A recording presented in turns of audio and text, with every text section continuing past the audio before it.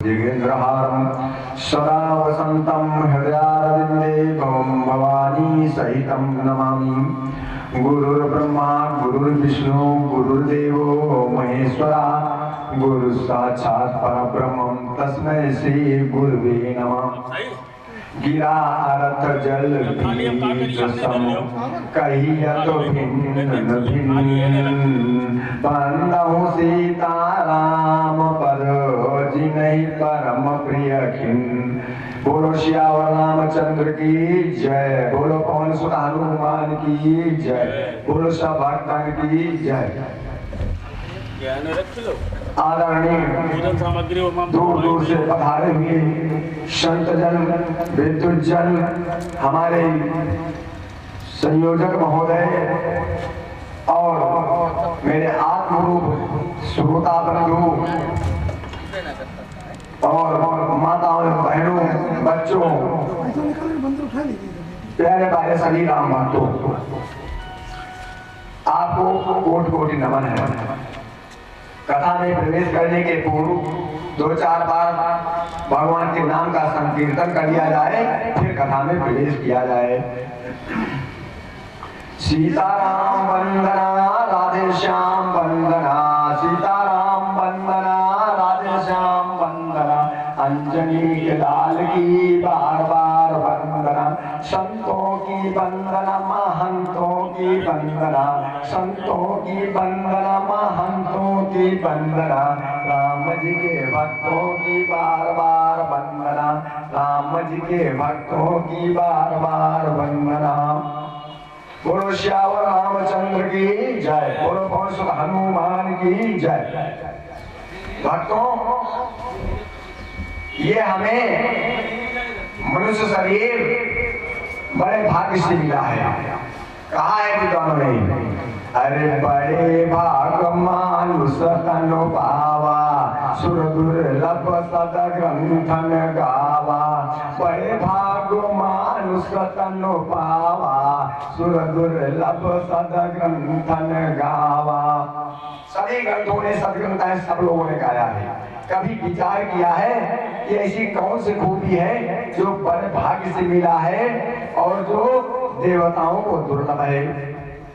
देखो भक्तों, ये मनुष्य शरीर जो है ये ब्रह्मा जी का बहुत ही प्रिय छापा है।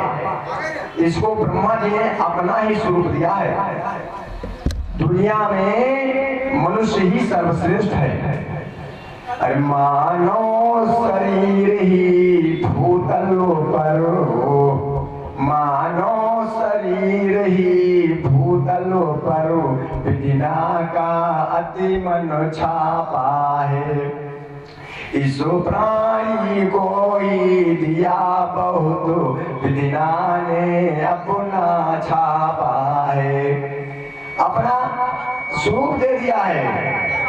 मानो शरीर ही भूतल पर, विधिना का अति मन छापा है। इस प्राणी को ही दिया बहुत, विधिना ने अपना आपा है।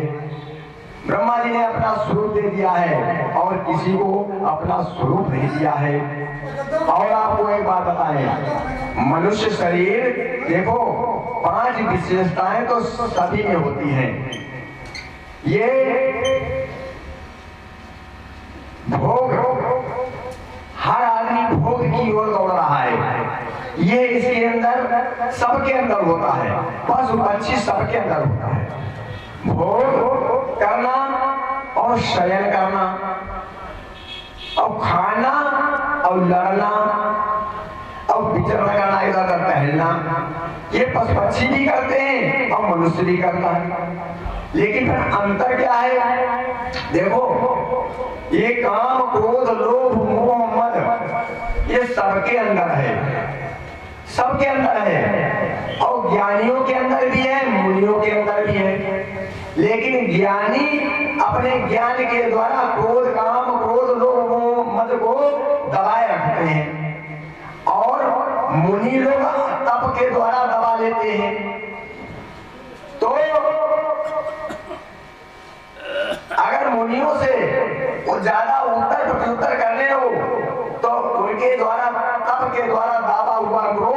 एकदम सामने आ जाता है। कहा है, अरे उत्तर पर प्रति उत्तर दीना, मुनि तन भयउ क्रोध के चीना। उत्तर पर प्रति उत्तर दीना, मुनि तन भयउ क्रोध के चीना।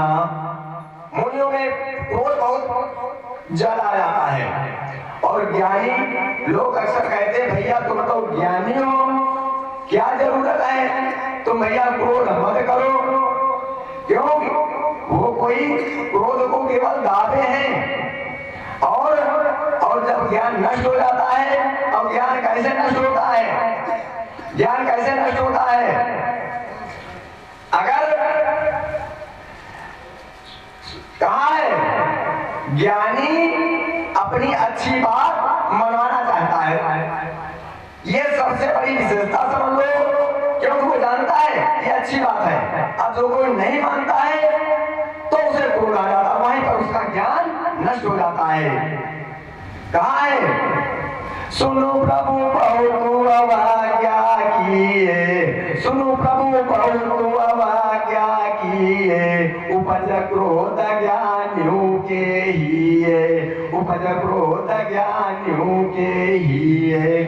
तो सुनो, भोग शयन विचरण लड़ना खाना ये सबके अंदर है, ये मनुष्य के अंदर भी है।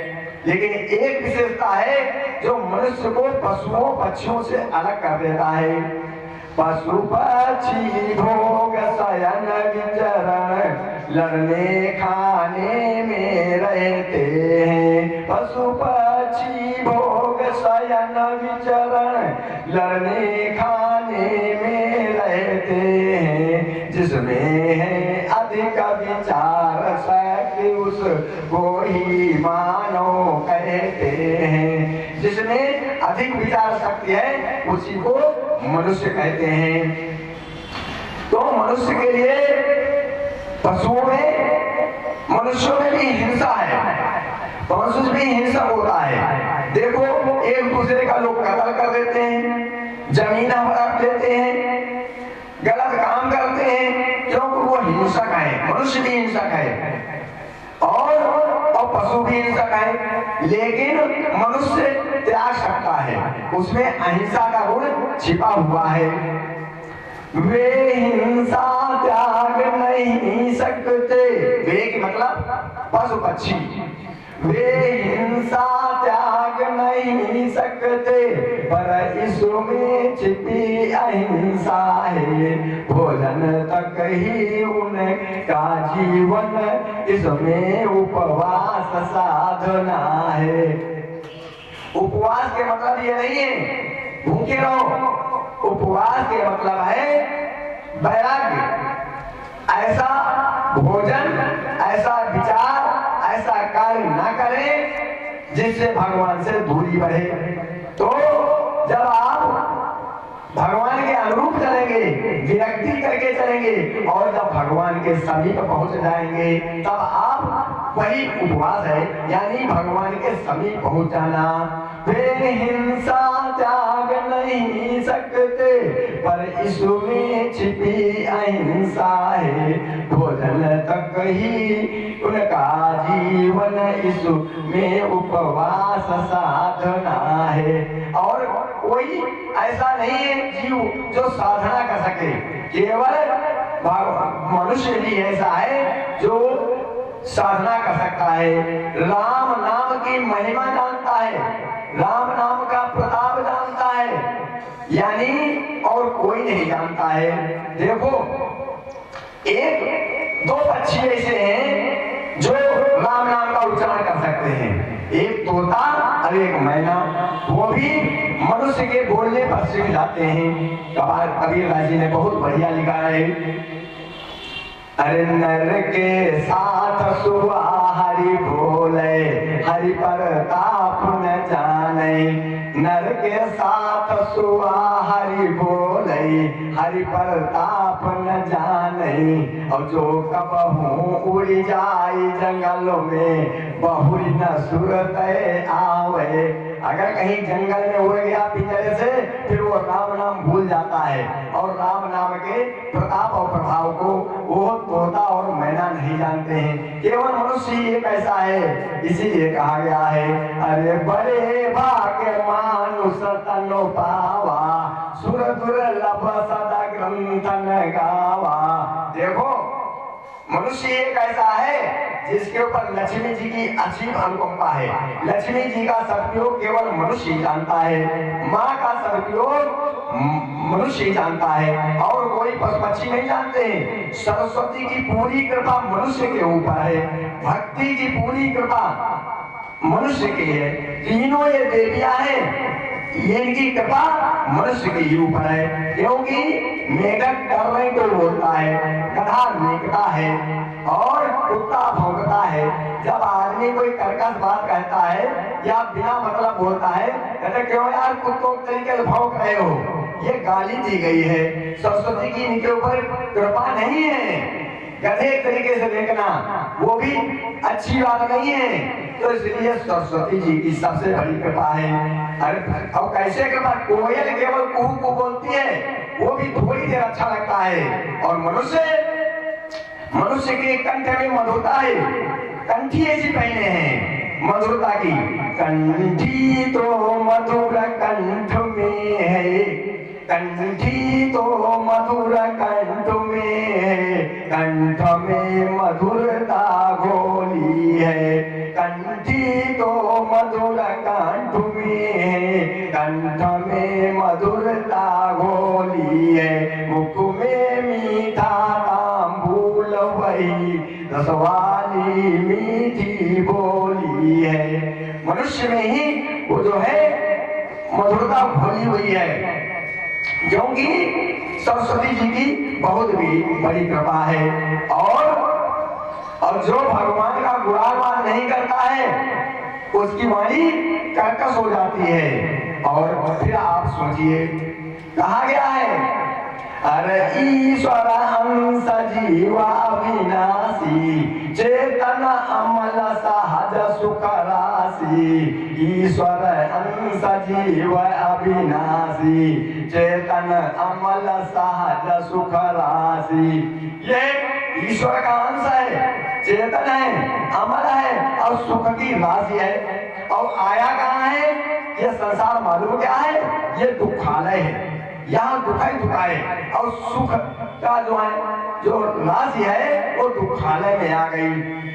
और आया कहाँ? ये हमारा तुम्हारा शरीर जो है ये मालूम क्या है? बहुत बड़ा पापी है। ये कैसे? ये 5 तत्वों का बना है। अरे क्षितिज जल पावक गगन समीरा, क्षितिज जल पावक गगन समीरा, पंचरचित यहु अधम शरीरा, पंचरचित यहु अधम शरीरा। ये कौन है? पापी। और इसके अंदर जो जीव सिद्ध किया गया है वो सुख की राशि है। बताइए पापियों के साथ क्या कोई सुखी रह सकता है? कभी नहीं रह सकता है, क्योंकि ये शरीर जो है और ये देवताओं को दुर्लभ है, ये भी कहा गया है। और देवताओं ने क्या किया? बड़े चालाक हैं, इनके कृत्य बहुत अच्छे नहीं हैं। इनके कृत्य मालूम कैसे है? अरे ऊंच निवास नीच कर तूती, ऊंच निवास नीच कर तूती, देख न सकही पराई विभूति, देख न सकही पराई विभूति। ये इनका निवास ऊंचे है। बड़े बड़े आदमी आपने देखे होंगे, उनके बड़े बड़े बहुमंजिला मकान बने हैं, और उनके यहाँ चले जाओ तो इतना घृणित कार्य होता है, उनकी करतूत अच्छी नहीं होती, पर्दे के पीछे कुछ और हो रहा है। ऐसे देवता पूजा तो ले रहे हैं, लेकिन ऊंच निवास नीच कर तूती, देख न सकही पराई विभूति। और देवताओं को ये शरीर में दुर्लभ है, तो इन्होंने क्या किया? इन्होंने इसके हर द्वार पर कब्जा कर लिया, थानेदार बन गए आके।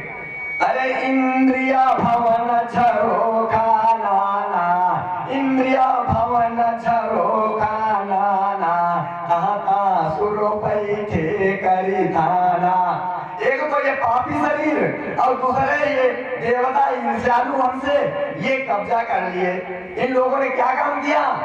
अगर कहीं कोई गलत काम हो रहा है तो इस शरीर की हर इंद्री को उसकी ओर आकर्षित कर देते हैं। अरे आवात देखा विसाया बयारी थे हाथी देता कपाट उगारी। आवत देखत विषय बयारी देत कपाट उगारी। जैसे देखा वैसे क्या करते हैं, ये हर इंद्री का दरवाजा खोल देते हैं। अभी यहाँ कथा हो रही है, अगर अभी भी डिस्को भांगड़ा होने लगे, अभी अश्लील नृत्य होने लगे, तो आंखों का देवता सूर्य है, ये आपको मजबूर कर देगा उस नृत्य को देखने के लिए। कानों का देवता मजबूर कर देगा आप अश्लील गाना सुनने के लिए। इसलिए ये मनुष्य अब फिर ये सुखी कैसे हो? समस्या क्या है? समस्या क्या है कि जब हम गर्भ में थे तो परमात्मा का दर्शन कर रहे थे। क्यों? क्योंकि ये शरीर जो है ये गर्भ में पैर ऊपर थे और सर नीचे था। यानी जब हमारे पैर ऊपर हो जाए तो समझ लो हम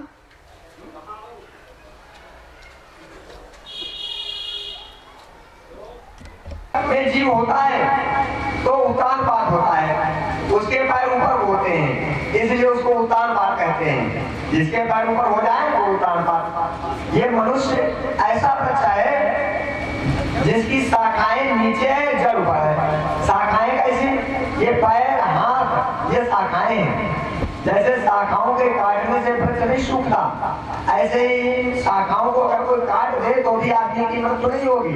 हाथ पैर कटने से आदमी नहीं मरता, अगर हेड कट जाए तो मर जाता है, वो मूसला जड़ है। तो ये वृक्ष ऐसा है, ये उल्टा उल्टा है, इसीलिए संसार में सब उल्टा उल्टा दिख रहा है। जब तक ये पैर इसके ऊपर होते हैं तब तक तो ये भगवान के दर्शन करता है और ये कहता है हे प्रभु आप हमको बाहर निकालो, ये बहुत नरक है। एक तरफ लेटरिन का टैंक, एक तरफ पेशाब का टैंक, और उसके बीच में हम उल्टे उल्टे लटके हैं। प्रभु हमको इस नरक से निकालो और हम आपका भजन करेंगे। प्रभु के दर्शन होता है। और जैसे गर्भ से बाहर आया तो क्या हुआ? अरे भूमि पर तो भाढ़ावर पानी, जिम जी वही माया लपेटानी, जिम जी वही माया लपेटानी। और माया में लिप्त हो गया। वो कहता है अब वो भगवान के दर्शन नहीं कर पा रहा है। जब वो नहीं कर पा रहा है तो वो कहते हैं प्रभु कहाँ हो, प्रभु कहाँ हो? लेकिन हम लोग उसकी भाषा नहीं समझ पाते। हम लोग कहते वो क्याओ करके रो रहा है, वो प्रभु को ढूंढ रहा है। जैसे वो पैर पैर चलने लगता है तो फिर क्या होता है? फिर क्या होता है? लोग क्या सिखाते हैं उसको? उसको कहते हैं ये तुम्हारी माँ है, यही सत्य है, ये तुम्हारा घर है, यही सत्य है। तो ये सब सिखाया जाता है। और जब तुम बड़े हो गए तो कहा जाता बेटा अब तुम्हारा हाथ पत्नी के हाथ में है, अब यही सत्य है और अब इसी सारे जीवन कटेगा और पैसा कमाना ही सबसे बड़ा आपका धर्म है। क्योंकि अरे मातु पिता ही बालक न बोलावई, मातु पिता बालक ही बोलावई, उधर भरन सोई बात सिखावई। केवल पेट भरने की बात बताते हैं और कभी प्रभु के बारे में बात भी नहीं किया। ये भी नहीं कहा कि राम का नाम सत्य है। अरे बचपन में सिखाया गया अरे धरा धाम सत्य है, और जवानी में सिखाया गया अर्थ काम सत्य है। और पिंजरे का पंछी जब पिंजरे को छोड़ चला, अरे पिंजरे का पंछी जब पिंजरे को छोड़ चला तो इन दुनिया वालों ने कहा राम नाम सत्य है। अब तो वो मर चुका है, वो बाबा बागेश्वर धाम की कहावत वो ठठरी का हो गया। बाबा बागेश्वर धाम अक्सर ठठरी का बोलते हैं, तो ठठरी का मतलब यही है कि मुर्दा हो जाना। ये अक्सर लोग उनसे पूछते रहते हैं और उन प्रश्न करने वालों का हम जवाब दे रहे हैं। ठठरी के मतलब जो मृतक हो गया है वो ठठरी का हो जाता है। अरे पिंजरे का पंछी जब पिंजरे को छोड़ चला, तब दुनिया वालों ने कहा राम नाम सत्य है। अब तो वो सुन भी नहीं रहा। अगर तूने पहले सुना दिया होता तो उसका बचपना बढ़िया हो जाता। काहे? क्योंकि बढ़िया हो जाता, वो बड़े होकर के सत्संग करता, अच्छे लोगों में बैठता। अब जब तुमने सिखाया नहीं तो वो मालूम क्या कर रहा है? जब बड़ा बालकन संगा, जब बड़ा बालकन संगा, खेलन जाई करही बहु दंगा, खेलन जाई करही बहु दंगा। क्योंकि तुमने बताया नहीं सत्य क्या है। तुमने कहा जैसे तैसे पेट कमाओ, मतलब भोजन और के लिए पैसा इकट्ठा करो, तो वो क्या करने लगा? दंगा फसाद करने लगा। और फिर क्या हुआ? उसका बचपना बिगड़ गया, पढ़ाई नहीं कर पाया। और फिर क्या हुआ? जवानी भी बिगड़ गई। जवानी बचपने पर खड़ी है और बचपन और जवानी पर बुढ़ापा खड़ा है। और जब बुढ़ापा आया और जब टांगे ऊपर होने लगी, अब जब उठते हैं टांगे लेते हैं, टांगे ऊपर उठाते हैं और शरीर उठता नहीं, तब उत्तान बढ़ गए। अब राम राम का उनको ध्यान हो रहा है। अरे ये जो जवानी है ये काली है, रात है, ये बड़ी मतवाली है। इसमें अच्छे लोग मदान हो जाते हैं। जैसे काली रात में लोग क्या करते हैं? सब जुआ खेलते हैं, चोरी करते हैं, व्यभिचार करते हैं। जितने में अरे ये अमेरिका के राज पर रात होती है, पुतिन है रसा के राज पर। जब ये रात होती है तो ये क्या करते हैं? रात में ही बमबारी करते हैं, क्योंकि ये काली मतवाली रात है। और जब तक जवानी है तब तक ये काली मतवाली रात रहती है। अरे अब जब काली मतवाली रात चली गई, बाल सफेद हो गए, तब कुछ होश आया। अब उनको डर लग रहा है। अरे काली मतवाली रात गई, आ गया चांद का उजियारा। काली मतवाली रात गई, आ गया चांद का उजियारा। तकता है राहु चंद्रमा को, अब ग्रहण शीघ्र पड़ने वाला। अब जो है उनको अपने कुकर्मों पर पश्चाताप हो रहा है। अरे हाय मैं आया और मेरी जवानी बढ़ते अब चली गई। और जो बचपना था हम लोग मालूम क्या है? काल के मुख में बैठे हैं। काल माने समय और काल माने मौत। या कह दो समय के मुंह में बैठे हैं या कह दो मौत के मुंह में बैठे हैं। कैसे? जैसे आपने कभी मेढुकी को पकड़ते सर्प को देखा होगा। गांव के लोग हैं वो जानते हैं। सर्प जब पकड़ता है मेढुकी को तो पीछे से पकड़ता है और वो टिल टिल टिल टिल चिल्लाने लगती है। अब वो धीरे धीरे गटकता चला जाता है। पिछला हिस्सा गटक लिया, फिर मध्य का गटक लिया और फिर सर के पास आया, लेकिन तब तक वो टिर्री टिर्री करती रहती है। और फिर अंत में वो उधर में चली जाती है, गोविंदाय नमो नमो हो जाता है। उसकी टिर्री टिर्री सब खत्म हो जाती है। ऐसे हम मेढुकी हैं, मेढुकी बन करके उस सरकार के मुंह में बैठे हैं, क्योंकि हमारा बचपना निकल गया। जो बच्चे हैं उनका बचपना निकल रहा है काल, और धीरे धीरे जवान हो रहे हैं और जवानों का बचपना निकल गया, बूढ़ों की जवानी निकल गया और अब बुढ़ापा उठाने का प्रयास कर रहा है। वो सोच रहा है इनको उठे। फिर कैसे? जैसे ओले नहीं होते हैं, इतने बड़े गिरते हैं और थोड़ी देर बाद गायब हो जाते हैं। और तुमसे कहो वो वापस करो, क्या तुम वापस कर सकते हो? कभी नहीं। ऐसे हमारा बचपना गायब हो जाता है। अरे ओरू सकली जाई बचपना, ओरू सकली जाई बचपना, सपने माँ कटी जाई जवानी, सपने माँ कटी जाई जवानी। तब तक बुढ़ापा आ गया, लकड़ी के सहारे चलने लगे, टांगे ऊपर हो गई। अब सोचते हैं भगवान हम जो करने आए थे वो किए ही नहीं। जीवन यात्रा का सामान तो हमने सब इकट्ठा किया, जीव यात्रा का कुछ भी नहीं सामान इकट्ठा किया।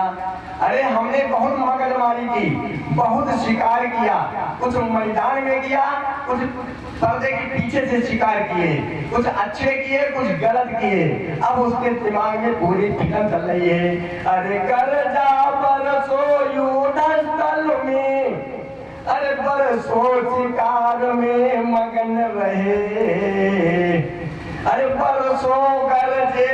बहुत हमने अफसरशाही दिखाई। जब अफसर थे तब आदमी को भूलगा समझते थे, बिना पैसा काम नहीं किया और आदमी को लूटने का प्रयास किया। अगर हमारे पास ज्ञान था तो ज्ञान को हमने बेच दिया और बेच करके हमने पैसे वालों को ज्ञान दिया, गरीबों को वंचित कर दिया। अरे बरसों गरजे युद्धस्थल में, बरसों शिकार में मगन रहे और बरसों तक राजपाट देखा, बरसों महलों में मगन रहे। खूब अय्याशी की महलों में। अब उनको डर लग रहा है मौत का। एक चीज बता रहे भैया, जितने मौत के सौदागर हैं ये मौत से डरते हैं, दुनिया को मौत मारते हैं लेकिन स्वयं मरना नहीं चाहते हैं। अब उनको डर लग रहा है और जब तक जवान रहे तब तक तरुणाई को रानी बनाए रहे और जो बुढ़ापा था उसको बांदी बना लिया। जितने बूढ़े थे, आओ चाचा पानी ले आओ, बाबा खेत देख आओ, बाबा ये काम करो, खूब आदर मारा और खूब उनकी सेवा ली और तरुणाई को रानी बना के घूमते रहे। लेकिन समय तो तुम्हारे हाथ में है नहीं, लोग समय का मालिक परमात्मा है। आज क्या हुआ, वो जो है बुढ़ापा आया, वही बुढ़ापा तुम्हारी रानी बन गया और उसको जेल में डाल दिया, तरुणाई को उसको बांदी बना दिया। अब लपक रहे हैं, सोच रहे हैं जवानी की तलाश में, खूब कृत्रिम रूप से दौड़ते हैं पीछे कि हमको जवानी मिल जाए। तो क्या हुआ, अरे वृद्धावस्था अब रानी है, तरुणावस्था अब बांदी है, वृद्धावस्था अब रानी है, तरुणावस्था अब बांदी है, तेरे सोने ही सोने में हो रही चांद ये चांदी है। अब ये जितनी है खोपड़िया चांदनी हो गई और सोने में देखो, अगर शुरू में चल जाओगे, अगर आपने बचपन में किया की भक्ति तो आपकी जवानी बढ़िया, जवानी में की तो बच्चे बढ़िया होंगे और बुढ़ापे करोगे तब तक बच्चे बिगड़ गए होंगे, उनकी लाइन गलत हो गई होगी। फिर आपके भले पोते अच्छे हो जाए और आपका दूसरा जो जन्म होगा वो अच्छा हो जाएगा। इसलिए समय रहते चेत जाओ, जग जाओ। और क्या कहा, कहा है ये जो वृद्धावस्था अब रानी है, तरुणावस्था अब बांदी है, तेरे सोने ही सोने में हो रही चांद ये चांदी है। ये चांदनी हो है। आप कह रहे होगे हम तो बैठे कथा सुन रहे हैं या घर में बैठे चाय पी रहे हैं, हम तो जगे हैं, आप कह रहे हो सो रहे हैं। हाँ सो रहे हो, जानो तब ही जीव जग जागा, जब सब विषय विलास विरागा, जानो तब ही जीव जग जागा, जब सब विषय विलास विरागा। जब विषय विलास आप त्याग दोगे तभी जगे माने जाओगे। कहा है उद्दिष्ट उत्तिष्ठ जागृत, पहले उठो और जागो और प्राप्त और ज्ञान प्राप्त करो, ये कहा गया है शास्त्रों में। इसलिए जगना जरूरी है। इसलिए जैसी भी स्थिति में हो, अब आप ये झूठा है, ईश्वर सत्य है, जगत मिथ्या है। क्या है, अब छोड़ छाड़ झूठे रिश्ते, अब तू चल मेरी बस्ती में। परमात्मा कह रहा है ये झूठे रिश्ते में काहे फंसे पड़े हो। जब लड़का तुमको मार के तुम्हें अड्ड अपने सब सामान उठा के बाहर फेंक देगा, अभी तुम भगवान की कथा में आओगे। अरे छोड़ छोड़ छोड़ छाड़ झूठे रिश्ते, अब तू चल मेरी बस्ती में, क्यों भाई ब्याज के चक्कर में खो रहे आप तुम पूंजी को। अरे क्यों अपनी पूंजी गंवा दे रहे हो, जो भगवान के यहाँ ये शरीर मिला है, इसको क्यों नष्ट कर दे रहे हो। और कहीं लोग सोचते हम जाए कहाँ, भगवान की बस्ती है कहाँ, भगवान की बस्ती मालूम कहाँ है। लोग कहते हैं क्षीर सागर में मिलेंगे, वैकुंठ धाम में मिलेंगे। प्रभु ना वैकुंठ धाम में मिलेंगे आपको, ना क्षीर सागर में मिलेंगे। कहाँ मिलेंगे? जहाँ उनके भक्त करके उनका संकीर्तन करते हैं, जहाँ कथा चल रही हो, बस वही बस्ती है। तो कहाँ है? अब छोड़ छाड़ झूठे रिश्ते, अब तू चलो मेरी बस्ती में, क्यों पड़े ब्याज के चक्कर में, हो ये देते हो पूंजी को। इसलिए लेकिन आप माया के चक्कर में पड़ गए। माया रुपये पैसा नहीं है, माया रुपये पैसा नहीं है। ये भगवान की बड़ी पत्नी है और भक्ति छोटी पत्नी है, और ये बहुत दुष्ट है। इसी की वजह से व्यक्ति संसार के में पड़ा हुआ कष्ट भोग रहा है। एक दुष्ट अतिशय दुख रूपा, जा बस जीव पड़ा भव कूपा। एक दुष्ट अतिशय दुख रूपा, जा बस जीव पड़ा भव कूपा। उसी वजह से पड़ा हुआ है। अब इससे कौन निकालेगा? केवल अब जैसे भगवान की जो दूसरी पत्नी है वही निकालेगी आपको, क्योंकि भक्ति एक ऐसी है वही आपको कूप से निकाल सकती है। भक्ति में कहा गया है जो भगवान का गुणगान करता है वो भी भक्ति है, जो भगवान के चरित्र का गुणगान करता है वो भी भक्ति है। तो आप क्या करें? अगर संसार के कुएं में पड़े कष्ट भोग रहे हो तो आप भगवान के चरणों तक आपको पहुंचना है, और जो भगवान के चरणों तक पहुंच जाता है उसको संसार के कूप में पड़ना नहीं पड़ता है। लेकिन वो होगा कैसे? जब आप भक्ति करेंगे, जब आप भगवान के चरित्र का गुणगान करेंगे। यह चरित्र जो गावई हरि पद पावई, ये चरित्र जो गावई हरि पद पावई, ते न पड़ई भव कूपा। वो नहीं, लेकिन भक्ति जो है कहाँ है विद्वानों ने? अरे ता तो भक्ति अनुपम सुख मूला, ता तो भक्ति अनुपम सुख मूला, मिलई जो संत होई अनुकूला। भक्ति तभी मिलती है जब हमको कोई संत अनुकूल मिल जाए, तभी हमको भक्ति मिलेगी, वरना हमको भक्ति नहीं मिलती है। क्योंकि आप चाहे जितना, अगर आपका उधार भाव से आप भवकूप से निकलना चाहते हो तो आप चाहे जितना तीर्थ कर डालो, चाहे जितना वेद पुराण पढ़ डालो, लेकिन आपके कष्ट कम नहीं होंगे, बच नहीं पाओगे। ना बची हो वेद पुराण पढ़े, बाबा बन जाओ तब भी तुम्हारा जो है किया हुआ करके पीछा नहीं छोड़ेगा। ना बची हो वेद पुराण पढ़े, ना बची हो शीश रखाए जटा, ना बची हो तीरथ धाम करे चाहे चढ़ जाऊ अटारियटा। भगवान की भक्ति जब आप करोगे मनसा वाचा कर्मणा, तभी आपको लाभ मिलेगा। और संत आजकल आप समाज में जाओ संत ढूंढने तो अनबंत बहुत मिल जाएंगे, संत नहीं आपको मिलेंगे।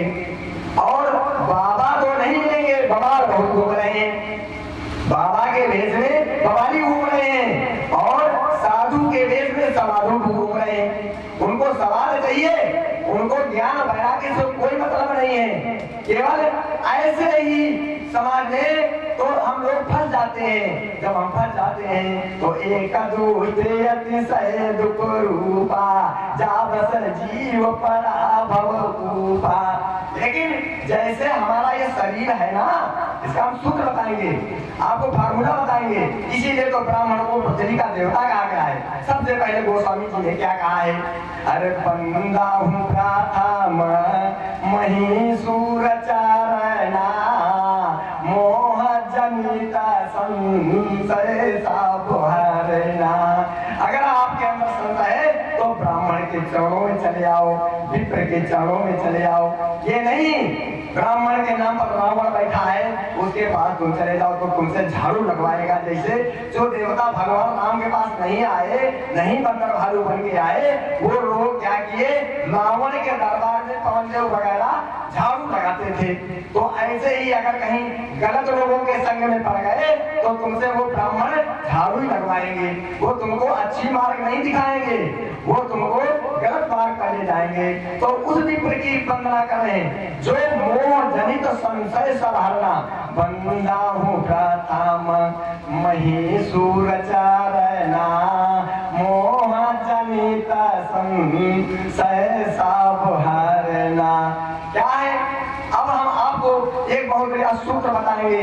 जैसे ये 5 तत्वों का हमारा शरीर बना हुआ है, ऐसे ही संत भी 5 संत मुनि और साधु जितने भी हैं ये 5 तत्वों से बने हुए हैं। संत वो है, मुनि वो है, साधु वो है, बाबा वो है जिसको भगवान के चरणों में अति अनुराग है। अगर भगवान के चरणों में अति अनुराग नहीं है तो वो संत कहलाने का अधिकारी नहीं है। और ये अनुराग कैसे होगा, कैसे होगा? बाबा संत को तपस्वी होना चाहिए, निगृहित चित्त होना चाहिए, जितेंद्रिय होना चाहिए, दया का भंडार होना चाहिए। और एक सबसे बड़ा विशेष गुण है परमार्थ के मार्ग में चतुर होना चाहिए। ये नहीं तुमको कोई ठग ले, तुमको गलत मार्ग पे कर दे। कहा है, अरे तापस समदम दया निधाना परमारथ पथ परम सुजाना। तापस समदम दया निधाना परमारथ पथ परम सुजाना। भरद्वाज जी मुनि है, देखो ऐसे हैं तभी तीर्थों में रहने का आपको लाभ मिलेगा। तो भरद्वाज जी तीर्थों में रह रहे हैं लेकिन निरंतर तपस्या कर रहे हैं, क्योंकि संत जो है संतत से बना है। संतत जपत सामु अविनाशी शिव भगवान ज्ञान गुण राशि। जो संतत निरंतर भगवान का भजन करता है वही संत है, वही संत है। इसलिए भरद्वाज जी वहां रह रहे हैं। देखिए कितनी बढ़िया झांकी आपके सामने प्रस्तुत कर रहे हैं। अरे भरद्वाज मुनि बसई प्रयागा जिन्हें नाम पद अति अनुरागा। भरद्वाज मुनि बसई प्रयागा जिन्हें नाम पद अति अनुरागा। उनको भगवान के चरणों में अति अनुराग है और प्रयाग में रह रहे हैं। क्या कर रहे हैं, वो वहां कोई भक्त गया तो उससे वो उसके घर की बहुरिया खाना ही पूछते हैं, उसका जादू टोना नहीं देते हैं, तबीज बना के नहीं देते हैं, वो किसी के लिए वो नाउट नहीं बनते हैं। क्या करते हैं, अरे तापस समदम दया निधाना परमारथ पथ परम सुजाना। तापस समदम दया निधाना परमारथ पथ परम सुजाना। परमात्मा में बड़े चतुर हैं, देखो तपस्वी है, निगृहित चित्त है, दया के भंडार है और जितेंद्रिय है और परमात्मा के मार्ग में चतुर है। देखो माघ के माह में सूर्य मकर राशि पर जाते हैं तो सब लोग तीर्थराज प्रयाग को आते हैं।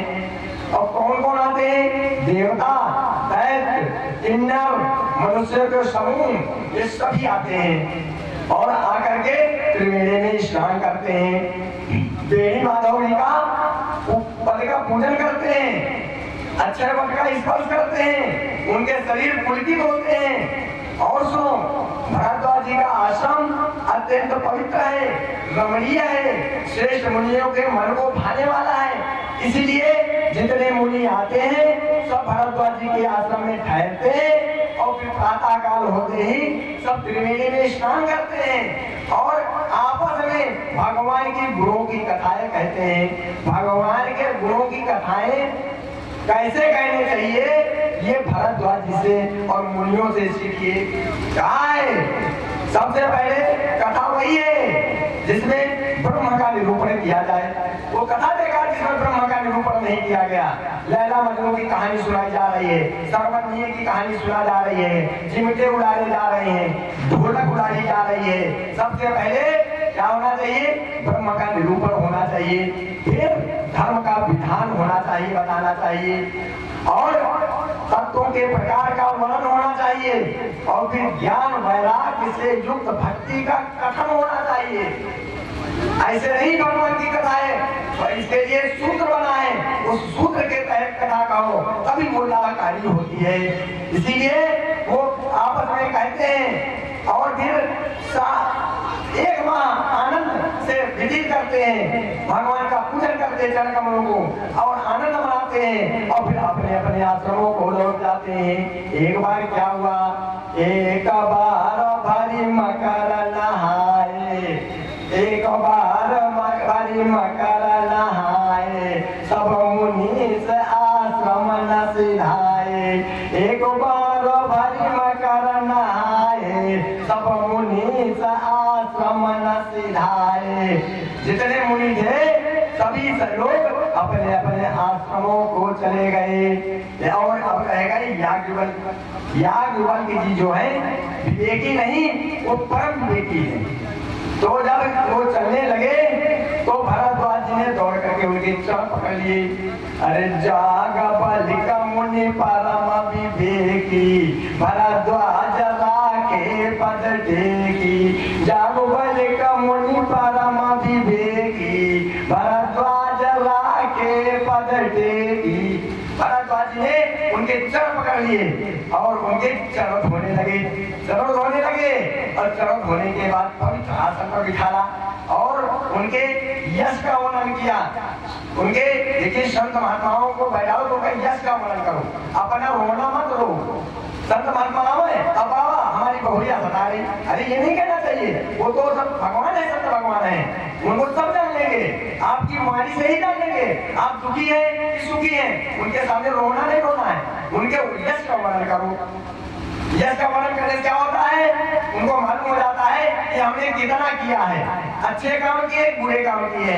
तो जो चेला होता शिष्य होता है जब उनके यश का वर्णन करता है तो उनको सुखी की अनुभूति होती है कि हमने अच्छा किया है, इसीलिए ये लोग हमारे यश का वर्णन कर रहे हैं। इसलिए भरद्वाज जी ने उनके यश का वर्णन किया और फिर उसके बाद उन्होंने विनती की। कैसे?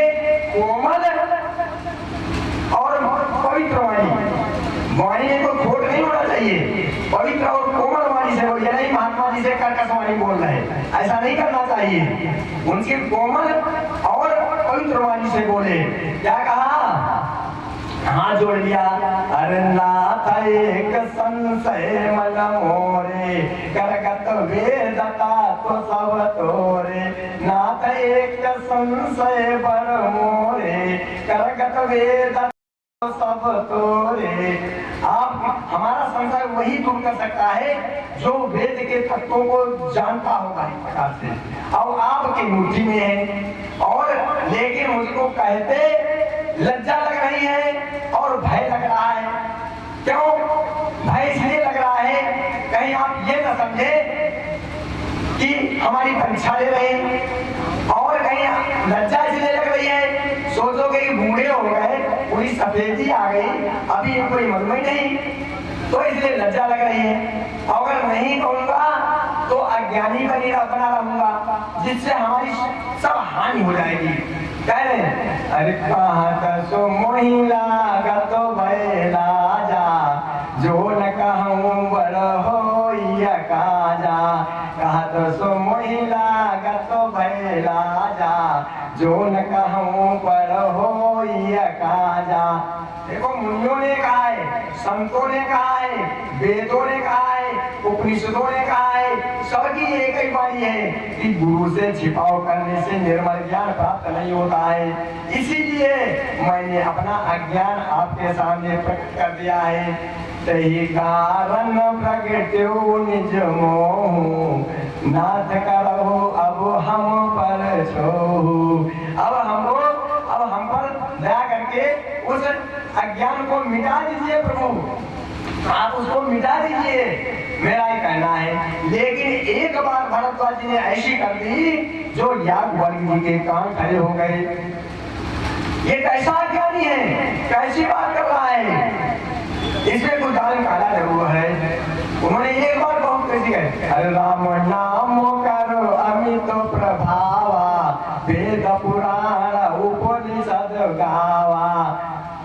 उन्होंने कहा अरे राम नाम करो अमित प्रभावा वेद पुराण उपनिषद गावा। राम नाम के असीम प्रभाव है और वेदों ने पुराणों ने सब ने गाया है। अब याज्ञवल्क्य जी चक्कर में पड़ गए कि ये कैसा ज्ञानी है, अपने को ज्ञानी कहता है और वेद और पुराण सब जानता है, भगवान के असीम प्रभाव को जानता है। असीम प्रभाव को तो रावण भी नहीं जानता था। लोग कहते थे रावण सब कुछ जानता था, वो जानता था भगवान है। सही कह रहे हो, क्योंकि कहा है उसने, अरे कर दूषण सम मोहि बलवंता इन्हीं को मारे बिनु भगवंता। वो जानता था ये परमात्मा है, लेकिन भगवान के प्रभाव को नहीं जानता था। चाहे जितना वो हो, भगवान के प्रभाव को कौन जानता है? जो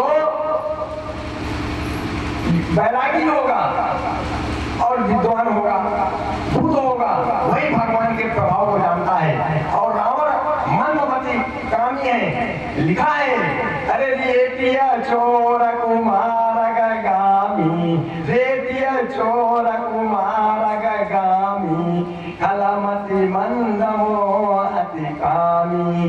अरे तू मतिमंद है, स्त्री चोर है, मंदमती है, वो भगवान के प्रभाव को नहीं जान सकता। लिखा है, अरे करी चल मूड़ हरि बैदेही, करी चल मूड़ हरि बैदेही, प्रभु प्रभाव तसा विदित न देही। उसको भगवान के प्रभाव नहीं विदित है, लिखा है स्पष्ट।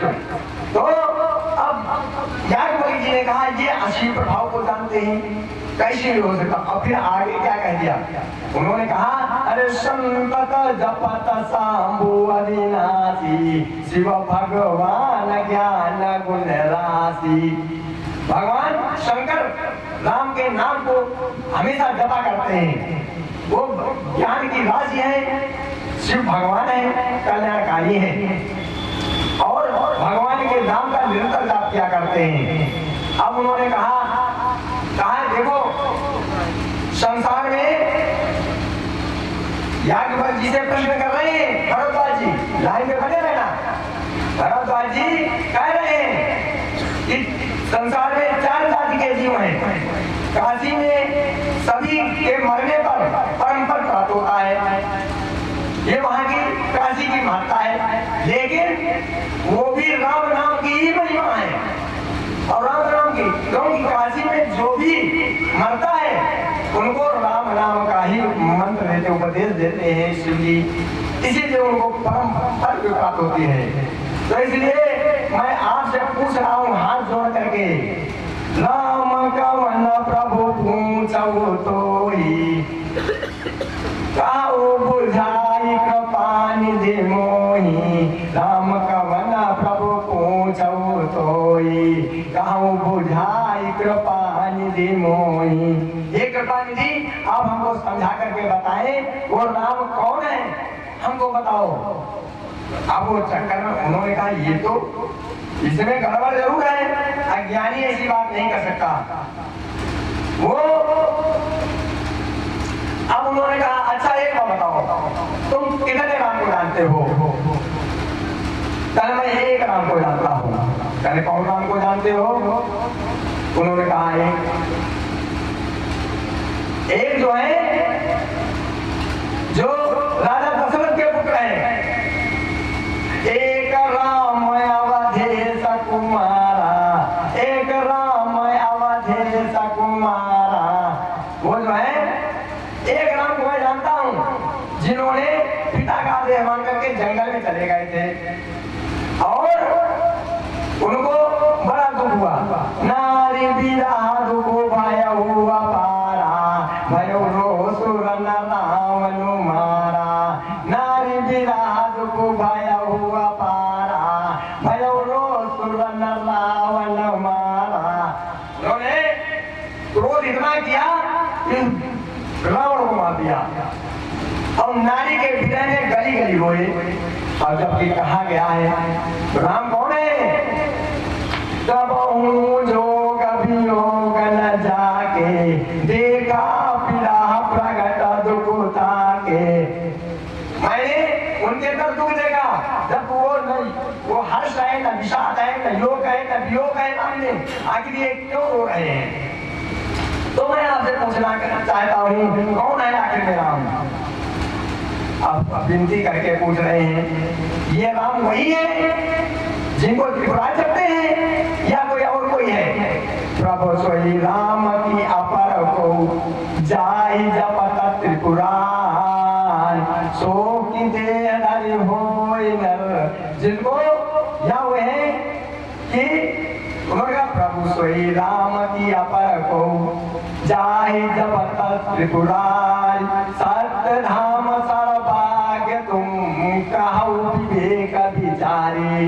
उन्होंने कहा आप सत्य धाम है, सर्वज्ञ है, आप विवेक से विचार करके हमको बताओ। तो मैं आपसे पूछ रहा हूं।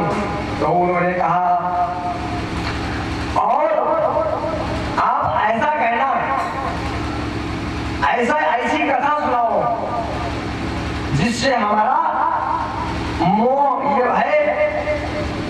अरे जैसे जाए मोर भ्रम भाई, जैसे मेरा भ्रम जाए वही कथा सुनाओ। जैसे जाए मोर भ्रम भाई, कहो सो कथा ना तो विस्तारी। अब उन्होंने कहा देखो एक तो ये भगवान के असीम प्रभाव को जानते हैं और भगवान के असीम प्रभाव को तो अच्छे से भगवान के प्रभाव को जानना सबके बस की बात नहीं है। और क्योंकि अतुलित बल अतुलित प्रभुताई, मैं मति मंद जानी नहीं पाई। अतुलित बल अतुलित प्रभुताई, मैं मति मंद जानी नहीं पाई। मैं मतिमंद हूँ, मैं जान नहीं पाया। ये जनता कह रहा है जो मतिमंद है, अज्ञानी है, वो भगवान के प्रभाव को नहीं जान सकता। अब ये क्या कह रहे हैं भगवान के प्रभाव को ज्ञान जानते हैं और हम अज्ञानी हैं, ये विरोधाभास है। उन्होंने कहा तुम ज्ञानी हो। तो उन्होंने क्या कहा? अरे देखिए भरद्वाज जी आप इस बात को छिपा रहे हैं। जाग बलिक बोले मुस्काई, हम जानो तुम्हारी चतुराई। जागो बलिक बोले मुस्काई, मैं जानो तुम्हारा चतुराई। चाहूं सुने राम गुण बूढ़ा, कीन्हु प्रश्न मनहु अति मूढ़ा। अरे तुम भगवान की कथा सुनते सीधे सीधे कह दो। तुमने किस तरीके से कहा है तुम भगवान की कथा सुनना चाहते हो गुण? क्योंकि श्रोता वक्ता ज्ञान निधि, कथा राम कहे गुण। श्रोता वक्ता ज्ञान के भंडार होते हैं। क्योंकि देखिए मूर्ख व्यक्ति अज्ञानी व्यक्ति कभी नहीं कहेगा कथा सुनने के लिए। अगर कथा में बैठा दोगे तो उसका मूर्खता ज्यादा बढ़ जाएगी, भगवान के चरित्र में संदेह पैदा करने लगेगा, भगवान की कथा को काटने पीटने लगेगा, जो कथा कह रहा है उसकी बुराई करने लगेगा। क्योंकि लिखा है अरे राम जी की सुनी चरिता तुम्हारे, राम जी की सुनी चरिता तुम्हारे, राम जी की सुनी चरिता तुम्हारे। जड़ मोहि बुध होई सुखारे, जड़ मोहि बुध होई सुखारे। जो जड़ है वो और अज्ञानी हो जाते हैं। क्योंकि ये कथा गुण है। इसके लिए आपको पहले संतों के पास जाना पड़ेगा। संत जो है तभी आपको भगवान की कथा में रति होगी। इसीलिए संतों के चरण में जाना चाहिए। कहा है प्रथम भगति संतन कर संगा, दूजी रति मम कथा प्रसंगा। भगवान की कथा के प्रसंग तभी आपको समझ में आएंगे जब आप संतों का साथ करेंगे। और जिसने संत के समाज को नहीं देखा है और राम भक्तों में स्थान नहीं बनाया है, वो इस संसार में भार सूख पाया है। उसने वो केवल अपनी माता की जवानी को बर्बाद करने के लिए आया है। अगर वो न आया होता तो उसका सीजर ऑपरेशन द्वारा उसका माँ का पेट नहीं फाड़ा जाता और उसकी जवानी बर्बाद नहीं होती, उसका शरीर बर्बाद नहीं होता, उसके अंदर तमाम व्याधियां नहीं आती। लिखा है रामायण में, क्या लिखा है? अरे साधु समाजन जाकर लिखा, राम भगति महु जासु न रेखा। साधु समाजन जाकर लिखा, राम भगति महु जासु न रेखा। जाय जियत जग सो मही भारा, जननी जो बन बिटप कुठारा, जननी जो बन बिटप कुठारा। उसने माता की जवानी रूपी वृक्ष को काट के नष्ट कर दिया है, उसका जीवन बेकार है। इसलिए कथा तभी आपको समझ में आएगी जब संतों के समाज में आप जाओगे, तभी कथा से रति होगी। उन्होंने कहा है ये जो मोह है, अज्ञान है, ये महिषासुर है। जो अज्ञानी है वो महिषासुर समझो आज के जमाने के। अगर अज्ञानी होते जितने भी दुर्दांत ताताताई है, जितने भी फिरका प्रस्त ताकते हैं, जितने भी सर तन से जुदा करने वाले घूम रहे हैं, ये सब क्या है? ये अज्ञानी है।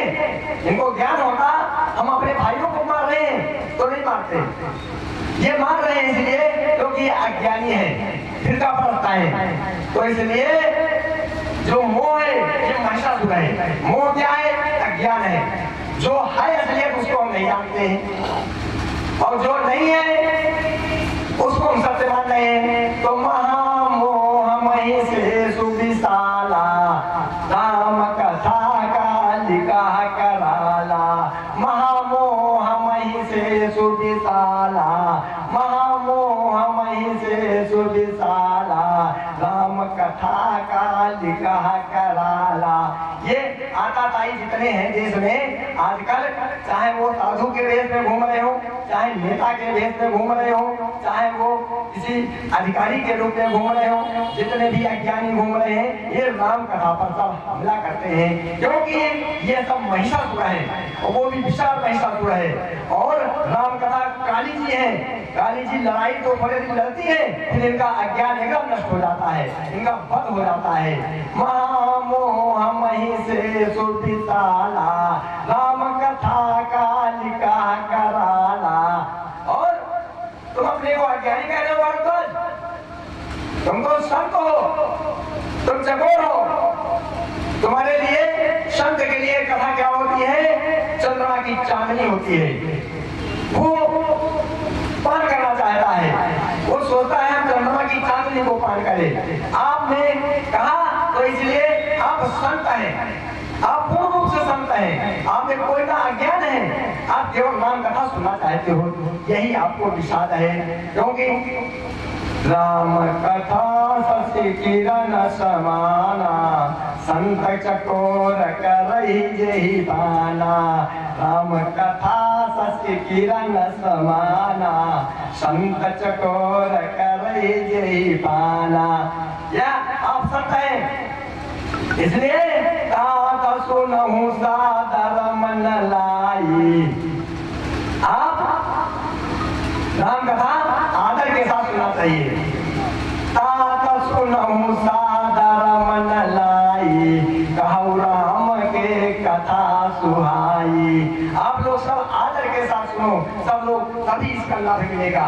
ये नहीं मजबूरी में कैसे सुन रहे हैं। राम नाम तो कैसे भी ले लो, क्योंकि देखिए धर्म कलयुग है, कलयुग है। कलयुग में धर्म के चार चरण होते हैं। आप लोगों को मालूम नहीं है? अगर मालूम है तो अच्छी बात है, नहीं मालूम है तो हम बता रहे हैं। सबसे पहले सत्य, दूसरा पवित्रता, तीसरा दया। सत्य, पवित्रता, दया और चौथा दान। सत्य गायब हो गया, बताया नहीं। सत्य कब बताते हैं? जब मर जाता है आदमी, तब कहते हैं राम नाम सत्य। अरे जब वो चला गया तो उसको बताने से क्या फायदा? जिंदा रहते तो बताते अपने बच्चे को, तो वो दुराचारी व्यभिचारी नहीं होता। तो आपने बताया नहीं तो सत्य गायब हो गया। पवित्रता रही नहीं है, न वाणी में न कर्मों में कहीं पवित्रता नहीं रही, न भोजन में पवित्रता है। और दया है नहीं, सब एक दूसरे को मार डालना चाहते हैं। सबकी एक दूसरे की नियत है। जब दोनों जमीन अधिकारी है वो भी चाहता है इसकी जमीन हड़प ले कैसे, और महात्मा है वो भी चाहते हैं आश्रमों में कैसे हम हाथ ले जमीन, आश्रम बना ले जा करके। तमाम महात्माओं ने आश्रम बना लिए, लोगों की जमीन, किसानों की जमीन हड़प ली जा करके। और जितने भी है न उनके अंदर दया रह गया है, केवल एक ही रह गया दान। और दान करने से कुकर्म तुम्हारे नष्ट हो जाए, कुकर्म नहीं नष्ट होंगे। धर्म करने से केवल भगवान से योग हो जाएगा, विश्व से वैराग हो जाएगा। जैसे अगर आपने कन्या दान कर दिया तो कन्या से वैराग है। आप बहुत छोटी भाषा से समझा रहे हैं, वो हमारा कर्तव्य है समझाना। अध्यात्म बहुत कठिन है, अध्यात्म कठिन है। जब संत ब्राह्मण अपने हृदय रूपी सिलौटी पर लगाते हैं कथा को, तब अध्यात्म निकलता है। ऐसे नहीं निकलता है जैसे मेहंदी, जब मेहंदी सिलौटी पर रगड़ी जाती है, अगर ऐसे आप थोक रहे हो हाथ में पत्ती तो कभी नहीं, और जब उसको सिलौटी पर रगड़ोगे तब उसमें से रंग कलर आएगा। ऐसे ही राम कथा को संत ब्राह्मण जब हृदय रूपी सिलौटी पर जब रगड़ते हैं तब उससे वो लाल रंग निकलता है अध्यात्म रूपी। तो धर्म क्या है? धर्म से वैराग्य होता है। जब व्यक्ति लड़की की शादी कर देता है तो वो उसको वैराग्य हो जाता है। वो कहता है ये विद्या हमारी नहीं, ये साथी भावनी होई और बेटी साजन की। वैराग्य हो गया। जब दान कर दिया धन, तब फिर दान किया हुआ धन वो जैसे उपयोग करे उसकी मर्जी, उससे वैराग्य हो गया। तो धर्म करने से वैराग्य होता है, और वैराग्य से भगवान से योग होता है। आपने अंकगणित पढ़ी होगी, एक धन एक बराबर 2 होता है, और एक ऋण एक बराबर 0। लेकिन अध्यात्म में ऐसा नहीं है। एक धन एक बराबर 1 और एक ऋण एक बराबर 2। आप कहते हो कि कैसे हो, तो कैसे होता है? जब जीव ईश्वर से अलग होता है, यानी एको ब्रह्म एक है, उससे जीव माइनस हुआ तो क्या हो गए? 2। 0 नहीं हुआ, 2 हो गए। और जब एक जीव जब है ईश्वर में लीन हो जाता है, योग हो जाता है, तब क्या हो जाता है? 1। तब ईश्वर 1 हो जाता है, तो योग होगा। और जब योग होगा तो आपको ज्ञान प्राप्त हो जाएगा। और ज्ञान कौन है? परमात्मा का स्वरूप। ज्ञान अखंड एक वर्षी का, यही जो है ये जो है ज्ञान परमात्मा का स्वरूप है। अगर आप ये सब ना कर पाए तो आपको बहुत सरल बता रहे हैं भाई। अगर आपका अज्ञान दूर हो जाए तो मतलब ज्ञानी हो गए कि नहीं हो गए? अगर आपका अज्ञान दूर हो जाए तो समझ लो जैसे निर्धनता दूर हो जाए, तो इसके मतलब आपके पास धन आ गया। इसका मतलब ये तो हुआ भाई। गरीबी दूर हो जाए तो इसके मतलब आप अमीर हो गए। तो अज्ञान अगर चला जाए तो समझ लो आप ज्ञानी हो गए। तो एक ही है, अरे सुमिरत जाहि मिटैया ज्ञाना, सोई सर्वभाग्य राम भगवाना। सुमिरत जाहि मिटैया ज्ञाना, सोई सर्वभाग्य राम भगवाना। वही भगवान है। अब लोग सोचते हैं अगर आप धर्म दान न कर पाए, आप कुछ भी नहीं है, तो आप भगवान का सुमिरन करो। सुमिरन करने से आपको परमात्मा प्राप्त हो जाएंगे। और देखो दान करने से वैराग्य होता है। आपके पाप नहीं कहीं चले जाएंगे, क्योंकि देखो अगर आमदनी कम है आमद कम है और खर्चा ज्यादा, तो क्या है, मिटने की निशानी। अगर ताकत कम है और गुस्सा ज्यादा तो पिटने की निशानी। तो अगर आप अपने घर में तिल भर आमदनी लाते हैं और सिलौटी भर खाते हो तो क्या घर रहेगा कि बर्बाद होगा? बर्बाद हो जाएगा। क्योंकि अरे खाओ तिल भर लाओ तिल भर, घर में अन्न न जुड़ता है। अरे खाओ तिल भर लाओ तिल भर, घर में अन्न न जुड़ता है। संतों से व्याधि न टलती है, फूंक से पहाड़ न उड़ता है। अरे लोगों के घोर कुकर्मों को कम करते हैं व्रतदान नहीं। लोगों के घोर कुकर्मों को कम करते हैं व्रतदान नहीं। नाटकी न्यायशाला है ये, कोई रिश्वत की दुकान नहीं। अगर यही देही से पातक होई, बिनु भोगे छूटे ना कोई। इसलिए अब हम इसी जगह अपनी वाणी को विश्राम देंगे। आपके स्वच्छ प्रभात जी परम विद्वान आपके पास आसीन हो चुके हैं और उसमें जो है आपके सामने बहुत सुंदर कथा सुनाएंगे। 2-4 बार भगवान नाम का संकीर्तन कर दिया। राधे श्याम वंदना, अंजनी के लाल की बार बार वंदना। संतों की वंदना महंतों की वंदना, संतों की वंदना महंतों की वंदना। राम जी के भक्तों की बार बार वंदना, राम जी के भक्तों की बार बार। देखो कभी भी भगवान की कथा में शर्म न करो। देखो जहाँ आपको शर्म करनी चाहिए वहाँ तो सब लोग बेशर्म हो जाया करते हो, और जहाँ शर्म नहीं करनी चाहिए वहाँ शर्म करते हो। इसलिए सब लोग प्रेम, क्योंकि तुम्हारी शर्म और बेशर्म भगवान सब देखता है। क्योंकि संतों की वंदना महंतों की वंदना, संतों की वंदना महंतों की वंदना। राम जी के भक्तों की बार बार वंदना, राम जी के भक्तों की बार बार वंदना। बोलो कौन सा हनुमान की जय, बोलो श्यावर रामचंद्र की जय, बोलो सब भक्तन की जय, बोलो हर हर महादेव। हम बड़े